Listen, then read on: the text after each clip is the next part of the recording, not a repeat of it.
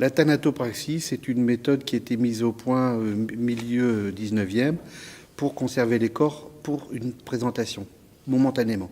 Contrairement à l'embaumement.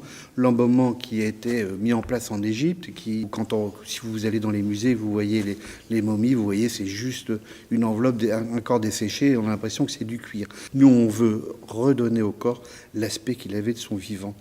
Donc on enlève les fameux stigmates de la mort, on lui redonne un aspect totalement naturel qui va plus rappeler le sommeil. Les candidats au poste de thanatopracteur suivent une formation théorique qui reprend beaucoup de cours qui sont des parties médicales, principalement l'anatomie. Dans l'anatomie, on va étudier le squelette, on va étudier les muscles, on va étudier le système vasculaire, on va étudier le cerveau, on va étudier donc de telle sorte que le candidat comprenne totalement le corps humain. Et après, donc une fois qu'on a passé le concours, on va se diriger vers la formation pratique.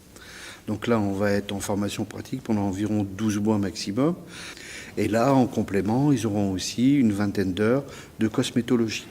Donc dans la cosmétologie, on apprend donc l'utilisation des différentes couleurs, on apprend la symétrie du visage et on apprend à pouvoir rectifier quelques imperfections qu'il pourrait y avoir, et on peut même aller plus loin, puisqu'on va apprendre, si jamais les corps ont été abîmés par un accident, par exemple, on va apprendre à restructurer, à redonner la forme, un visage humain, donc de telle sorte que les familles sont...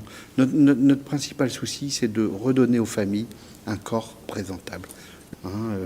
On va avoir enlevé les stigmates de la mort, les lividités, les cyanoses, le corps va être réhydraté, donc un peu regonflé, il va être très présentable.